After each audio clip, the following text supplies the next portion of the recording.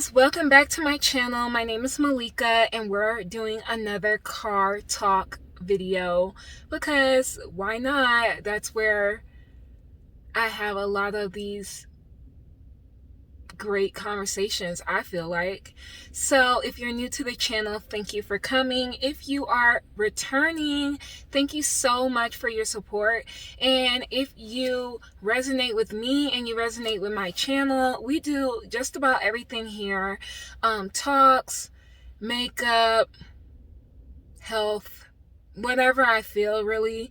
This is a catch-all channel, so if you're resonating with that, please subscribe and like and comment because that helps with the YouTube algorithm, and that is how we are able to grow, and I just greatly appreciate your support. So if you can tell by the title, we're talking about healing after a relationship and why that's so important and what I learned through doing that. But I really want this talk to encourage people to heal after their breakups, whether that was short or long term. And healing is not linear, so you're going to have moments of ups and moments of downs, and healing can take as long as you need it to take. It really has no specific time frame. So for me, I was coming out of a pretty long-term relationship, 6 years, and we had great times and we had not so great times, and I didn't want to come out of this relationship and jump into something too soon. So I really took that time to focus on myself, you guys. If you hear the wind and stuff in the background, it is really cold today. It's like 30 something degrees and I'm sitting in the car. That's why I have this big jacket on. But anyways, so yeah, I need it. And if I look out, I'm just looking into the sky, you guys. It's sometimes, I just don't want to look in the camera all the time, so just bear with me. But yeah, for me, I knew that I needed to heal. Number one, I've been in this relationship since I was young. I'm now 28, so count back 6 years, and that's like 22. And I had learned so much about myself, and I had gone through so much, and I had gone through so many changes, and I even somewhat lost a sense of myself. And I knew that it would be more beneficial for me to heal than to just try to jump into something new. A lot of times we don't want to face our selves, and we don't want to face what we've been through, and we don't want to face that this was very traumatic at times, or that, hey, I just need a break, I just need to woosah. I've been in this relationship where I've had to care for another person and try to be my best self in a relationship, and we all fall short at times, and just laughing at UPS, and it's a lot. So there's going to be times when you get lonely. I've been through that. Like I said, healing is not linear. There were times when I was up and times when I was down, but I made it through, and there's times when you just want to give up and say F it, I need to find a new partner, blah blah blah. But at the same time, it's like, can you really look at yourself in the mirror and say, hey, I played a part in this too? And all of that. Maybe you stayed in a relationship longer than you should have, probably. We've all done that, Maybe you weren't such a nice person at times. We've all done that. Maybe you lacked maturity. Again, and it's important, I feel like, we go back and look at those instances of where we went wrong, because you can only control yourself, and where the other person went wrong as well. Like, it can really teach you about what you don't want to tolerate in your next relationship. It can really teach you about yourself and how you operate, and maybe what you need from a person, a different type of person, the red flags that you need to look at. Because everybody, let me not say that. A lot of the times we get in a relationship and we come together with the best intentions. We truly, a lot of times, never come in there with the intention to hurt one another. However, when we learn that maybe one person is going this way and the other person is that way, and you try to start changing people's personalities, we have to see people for where they are right now. That includes yourself. Like, you have to be honest with yourself for where you are right now, where that person is right then in that relationship, and not try to be like, oh, in 5 years, he's going to be a business owner. In 6 years, she's going to do it, da-da-da-da-da. Or, I'm going to whip him into shape. I'm going to shape him. No. We're not dating off of potential anymore. Let's stop that in 2020, okay? You have to see where people truly are. Sometimes you mature faster. Women have a habit of maturing faster than men.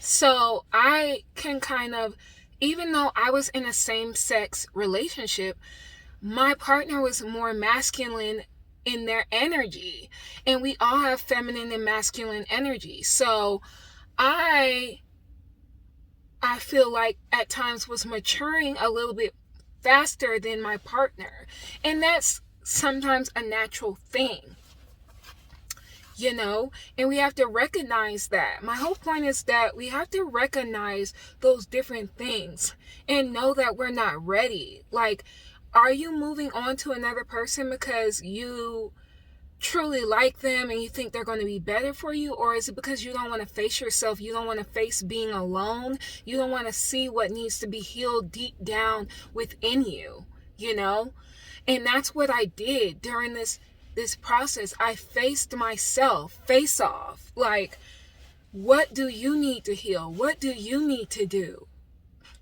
to better yourself and be a better person, be a better communicator, be a better understander, like, be better spiritually, be better mentally, be better physically, be better in your heart? What have you been carrying around since childhood, that is impacting your adult relationships? That's all stuff that needs to be healed. And that's what I did. I did that through my spiritual practices, meditating, seeking counsel, going deep within and doing that shadow work. Looking at those parts of yourself that you wanted to hide away, those parts of yourself that you felt were taboo, those parts of yourself that were in your mind, or that people told you were less desirable. That's what I did. And through doing that, I learned so much about myself. I learned that I needed to heal that inner child in me that felt abandoned, that felt broken, that felt like she wasn't good enough, that felt like no one loved her, that felt like everybody that did love her was going to leave her, that she wasn't worthy, of equal give and take in a relationship where each partner comes in 100 and we make 200%, because we're not doing that 50-50. You're not my other half. I'm coming in as a whole person, and you're coming in as a whole person. And I realized that I didn't do that in my last relationship. I didn't come in as a whole person. I came in as a broken person who just wanted to love, but didn't know how to love, and didn't know how to align herself with the type of love that she needed in in that time, which was really the love from myself. I needed to love myself, okay? I needed to see myself for who I was and what I am and what I want and need, you know? And that's what healing has taught me. And this is not a knock to the person that I'm not in a relationship with anymore at all. This is me acknowledging for myself that I didn't know everything. I wasn't where I am today. You know, there's a saying that when you're doing that inner child work, you have to be the parent that you didn't have, you know? And I think that that's what I did during this time. I just went back to those places and those things that really didn't serve me anymore. You know, we have to be trustworthy in a relationship. We have to be open, vulnerable, to allow those parts of ourselves to be seen that are really what make us us, you know? And also asking ourselves, what in me was attracting this type of relationship? You know, without bashing the other person, of course, unless they were very harmful to you, abusive towards you. I can totally understand that, okay? But what if you're two broken people and you're abusing each other in an aspect, you know? Like, really be honest with yourself about that, so that you're not placing astronomical blame on others. And also being happy with yourself. I wasn't truly fully happy with myself, and I was looking for my happiness within my partner and things outside of me. And when you place that amount of pressure on other people, that is a lot, okay? That's a lot of pressure to place upon another person or something else when you need to really truly find it within yourself, you know? And I'm not coming to this video making it seem like I'm just all this and that. I'm just sharing with you, like, yes, I wanted to be in a relationship. Who doesn't want to be held, kissed, caressed, having fun, cuddling, blah, blah, blah, and all of that? But at the same time, I knew that I wanted my next relationship to be from a standpoint where I was attracting exactly somebody who would be able to give me what I need and deserve, and we would be able to give each other what we need and deserve, and we wouldn't be coming from a place of brokenness. Now, are you always going to have little things that you possibly need to work on and heal throughout relationships? Yes. This is not about saying, oh, my next relationship is just going to be a fairy fucking tale. No, that's not what I'm saying. What I'm saying is, I want my next relationship to be a vibrational match. I want us to have done the work to get where we are. I want us to be on the same page, because truly you can only attract the people that you're in alignment with. Okay? If you understand what that means. And really what that means is that you're just attracting people who are a match for you. You can't attract somebody who's a whole person and has the majority of their stuff together if you don't have your stuff together, if you never took time to heal those things within you. And sometimes we don't even know that we need to have them healed until we go through these relationships that have traumatic events and ups and downs within them. So don't beat yourself up about it either, but just know that it's your duty. It is your You know how like they say it's your civic duty to vote? Well, this is your personal duty to yourself. You owe this to yourself to understand those aspects of yourself and heal those aspects of yourself so you can be better for another person. So we're not going from toxic relationship to toxic relationship. And own your shit. If you're coming to a relationship and you haven't done these things, then you're bringing toxic energy too. So I don't want to make this video too long, but I'm just saying, I think that it is such an important task for you to heal after a breakup. And sorry, somebody's running with their dog and their dog's cute. It's like a boxer. But I just think that it's important that you heal after a breakup. Even if you and that person heal after a breakup and y'all get back together because you've done the work, you know. Even if you don't, you're just making yourself better for the next person. And that's the beauty in healing after a relationship. And